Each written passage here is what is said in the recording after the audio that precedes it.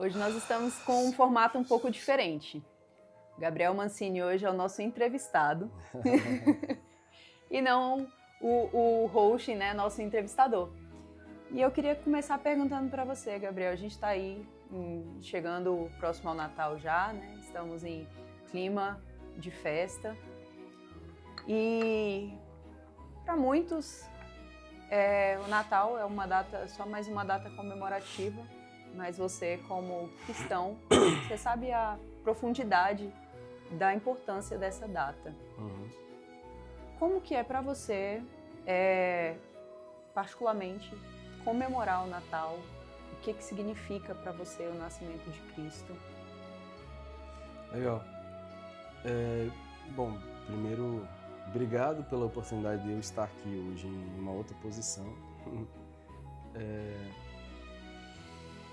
Todas as vezes que eu entro nesse assunto do Natal, eu acredito que é bem interessante porque a maioria das pessoas ficam em algumas discussões teológicas, né? De Jesus não nasceu no dia 25 e etc e tal. E a verdade é que eu prefiro ver como algo bom, algo positivo, em que o mundo inteiro parou para reconhecer a existência de Jesus. Então, ainda que muita gente esteja focada só no Papai Noel, nos presentes e tudo mais, eu acredito que é uma excelente oportunidade para a humanidade reconhecer que Jesus existe, né? É até engraçado porque os ateus eles acabam curtindo o Natal, o feriado da mesma forma, mas eu acredito que isso é uma oportunidade maravilhosa de reconhecermos que Jesus existe. Então, falar do nascimento de Jesus é realmente saber que um gesto de amor ali aconteceu. E aí é onde a gente realmente precisa refletir sobre o amor. Para mim, Natal, e aí eu vou pregar aqui se eu ficar falando tudo, mas... Mas esse gesto de amor que você citou, a gente fala muito sobre a crucificação, né? Sobre o gesto de amor de Jesus de se entregar na cruz por nós. Certo. Mas o Natal, ele mostra um gesto de amor de Deus, né? Já desde do princípio, falando assim, eu estou enviando o meu filho por vocês, para a humanidade. E você hoje é pai. Como que isso impacta para você? Você nessa visão de pai, se colocando meio que assim, na visão de Deus, de enviar o bem para o mundo.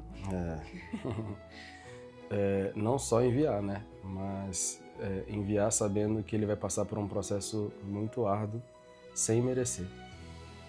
Eu acredito que não tem nem como imaginar o sentimento do Deus Pai aqui. Até porque eu prefiro ir para uma linha de que hoje, se eu olho para o meu filho e eu vejo lá, a gente está com receio da altura do berço, se ele pode cair ou não, você imagina o Deus Pai olhando para o filho sabendo que ele seria crucificado. Então, por mais que a gente não possa entrar em detalhes específicos para evitar discussões teológicas a respeito do sentimento de Deus, né? Eu acredito que é muito importante frisar que Jesus tinha um sentimento e ele reconheceu esse sentimento. A verdade é que Deus enviou o seu Filho amado, seu Filho unigênito, para todo aquele que nele crê não pereça, mas tenha vida eterna. Então existia uma missão que era pavimentar um caminho de reconexão entre Deus e os homens. Então esse gesto de amor, ele não é um símbolo, ele é um fato, ele é um caminho, é uma determinação, é a consumação de um grande marco da história, aonde o homem passou a ter a oportunidade de ter uma vida dependente de Deus novamente. Então, eu acredito que esse gesto de amor, ele tem muitos significados, e poder viver no Natal essa reflexão, eu acredito que ele precisa ecoar nos demais 365 dias do ano, né? Então, é isso. E assim, como você falou, né? Por mais que algumas pessoas falem não acreditarem em Jesus, não acreditarem em Deus, nessa época o mundo praticamente para uma data que é realmente voltada para o cristão. Uhum. Como você enxerga a oportunidade do evangelismo para as pessoas numa data como essa, que acaba que elas estão mais abertas, né, para ouvir falar de Jesus? Acaba que é muito mais falado, né, pela população em geral. Afinal de contas, Jesus é filho de Deus, mas ele foi um homem que veio e trouxe um marco tão grande que ele dividiu o tempo entre antes e depois.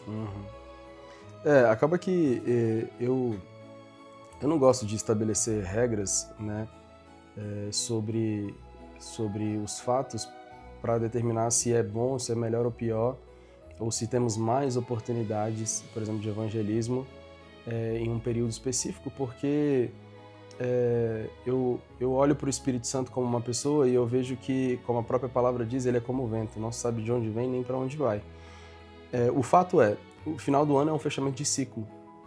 Todo fechamento de ciclo, todo ser humano ele está mais propenso a refletir. Cara, como que foi meu ano? Como que as coisas fluíram ou não fluíram? Por que fluíram e por que não fluíram?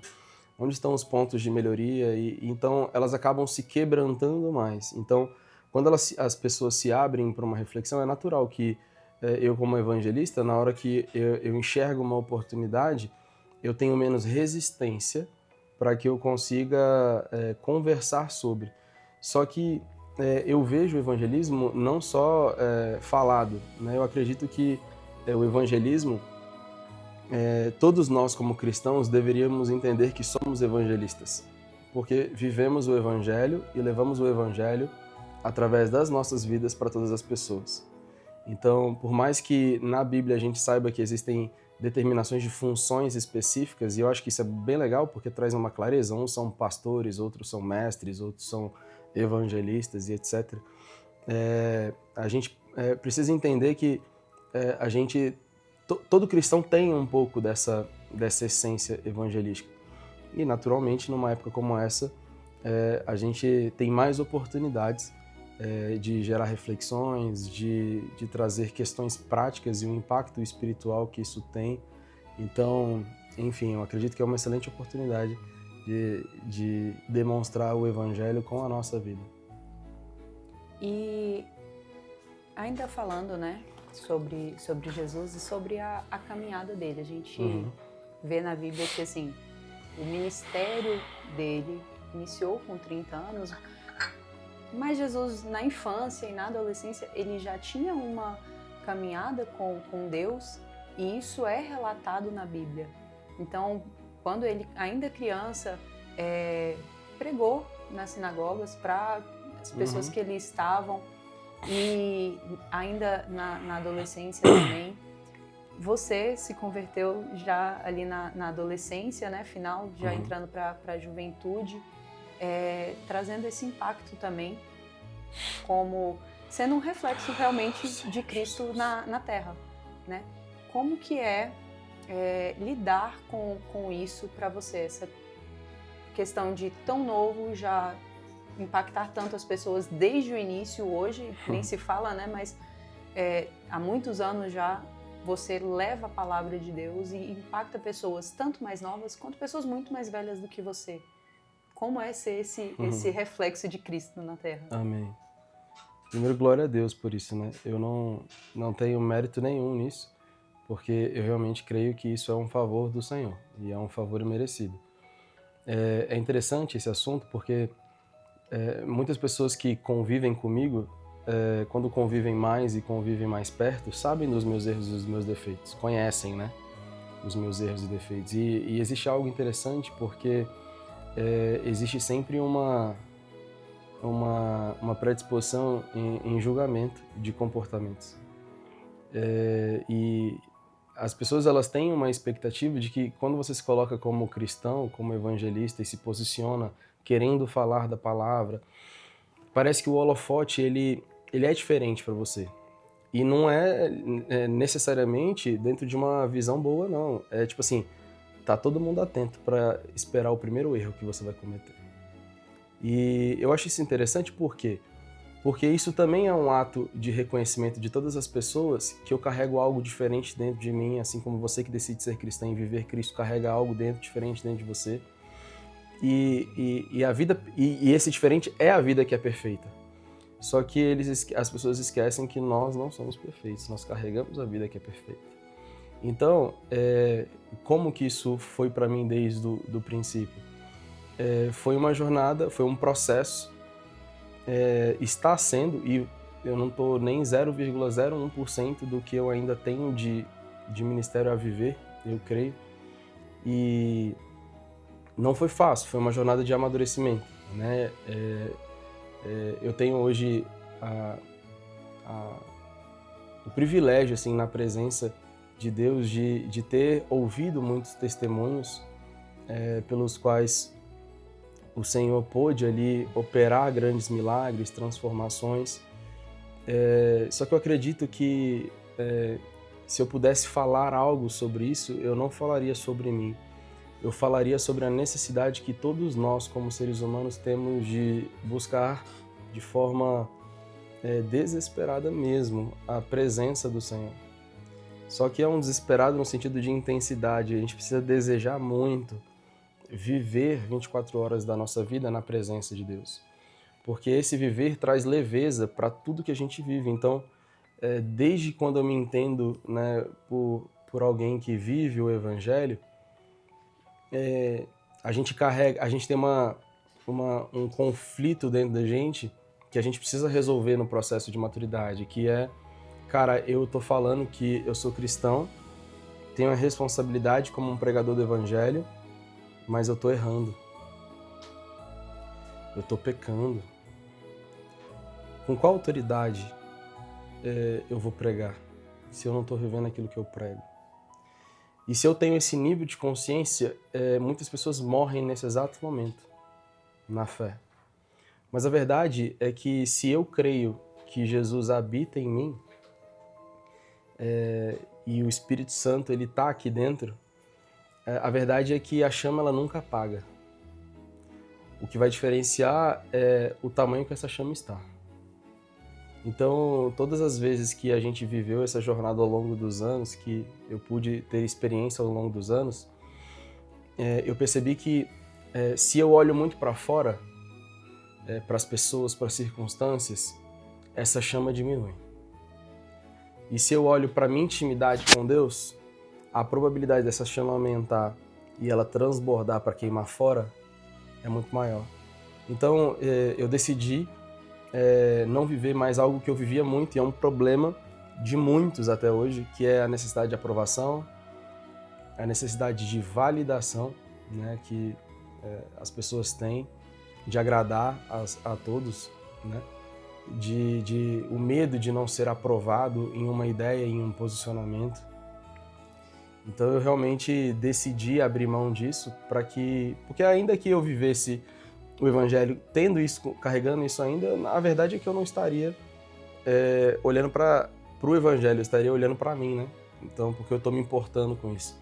Eu acredito que muitas pessoas têm esse problema quando a jornada com Cristo ela já passa de anos, né? Então,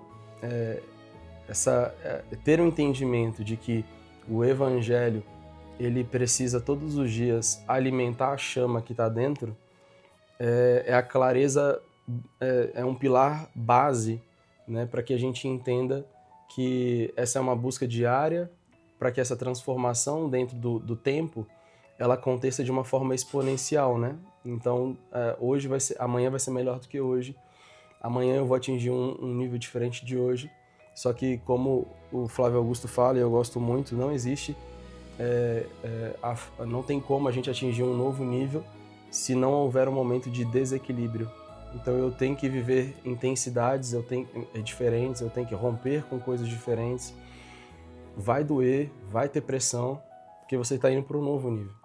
Então, acredito que nessa jornada ao longo do tempo, aprender a lidar com essas mudanças de pressão também foi um fator que me ajudou muito até hoje.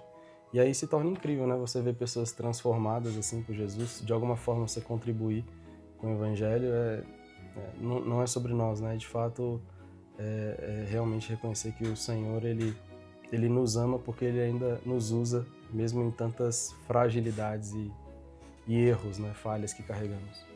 E é aquela questão, né? Se Deus fosse usar só quem é perfeito, na verdade Ele não poderia fazer nada nessa terra, Exatamente. a não ser ter enviado Jesus. Exatamente. Porque a gente realmente tem buscado, né, melhorar, tem buscado transformação, tem buscado a perfeição, mas todos nós somos falhos, todos nós pecamos, e isso não invalida o poder de Deus, a magnitude dele, a bondade dele. E em meio aos desafios que foi para você lidar com esse confronto de eu estou sendo usado por Deus, mas eu ainda tenho defeitos, eu ainda tenho que melhorar. Onde foi para você que você conseguiu encaixar e falar bem assim, amém, obrigado, Deus, eu aprendi agora. Cara, a verdade é que eu aprendi que se esse conflito existe de eu tô pecando, como que eu vou pregar? Logicamente eu não sou,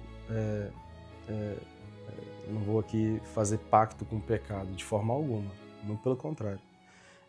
O ponto é, se eu estou me preocupando com isso, eu ainda estou olhando para o meu ego. Porque quem faz não sou eu, é o próprio Senhor. Quem prega não somos nós, é o próprio Senhor. Quem flui não somos nós, é o próprio Espírito Santo. Então, se eu estou olhando para minha condição como uma condicionante para eu estar fazendo a vontade de Deus, peraí, quem está fazendo a vontade de Deus sou eu ou Ele está fazendo através de mim por causa da disposição e intenção do meu coração? Então, eu acredito que quando essa chave virou, eu entendi, logicamente, eu não estou aqui para ficar pecando, né?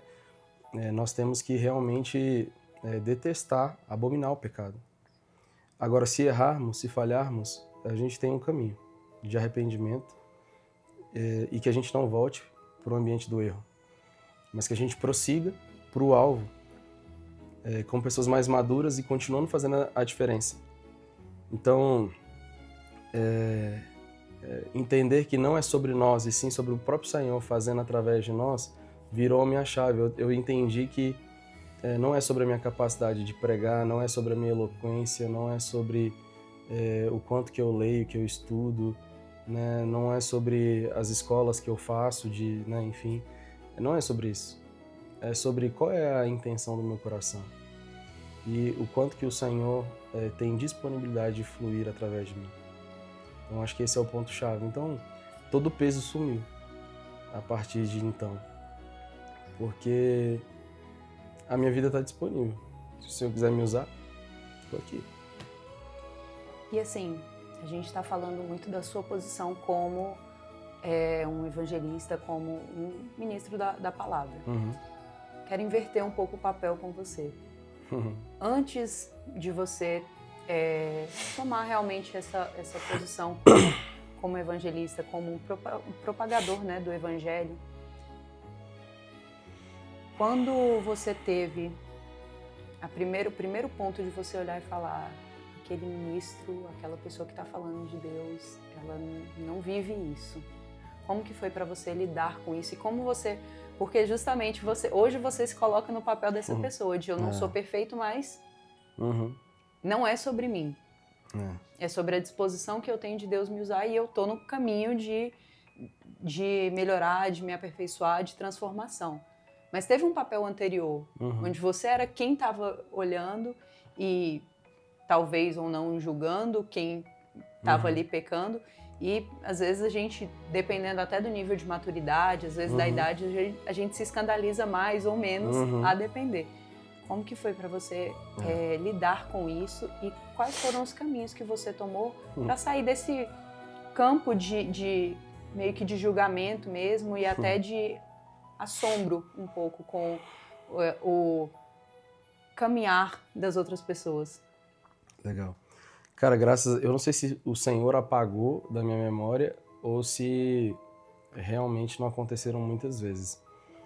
Mas eu realmente não me recordo de muitas vezes em que eu estava num papel de julgador. Mas quando eu era mais novo, eu tive uma experiência muito forte com o Senhor, onde eu estava em um lugar que eu estava vendo muitos erros. E o meu coração julgou. E eu não estava concordando. E quando eu coloquei isso diante do Senhor, a resposta foi clara. Se você está vendo, é porque eu estou te mostrando. Você é o primeiro que pode mudar isso aí. Então, isso foi muito forte para mim. Porque logo em seguida, ele não parou. Logo em seguida veio um segundo comando. Todas as vezes que você vê qualquer coisa acontecendo, você vai se perguntar o que Jesus faria no seu lugar. Então, eu não li isso num livro. Eu aprendi isso na minha comunhão com o Senhor. Depois eu descobri que tem livros que falam sobre isso. Então, eu achei que assim, o Senhor foi muito certeiro, né, na minha intimidade. E na nossa maturidade, às vezes a gente até acha que isso é coisa da nossa cabeça e tudo mais. Mas ao decorrer do tempo, eu percebo que as nossas crenças, elas vão fortalecendo as nossas opiniões. E a verdade é que a gente tem que sempre voltar para a Bíblia. A árvore do conhecimento nos gerou o quê? Discernimento entre o certo e o errado, o bom e o ruim, o bem e o mal. Então essa é a opinião. É a minha opinião. Eu faço um julgamento. Se isso é bom ou ruim, certo e errado. Só que a gente tem que lembrar que essa árvore era para nós não comermos. E a gente comeu dela. Qual era que a gente tinha que comer? A da vida. Então, eu tenho que sair desse lugar de expressar a minha opinião e me posicionar pela vida. Isso não quer dizer que eu não me posicione, que eu não fale quando eu preciso falar. Isso quer dizer que o posicionamento não pode ser fruto de uma opinião minha. Precisa ser fruto do fluir do próprio Espírito Santo.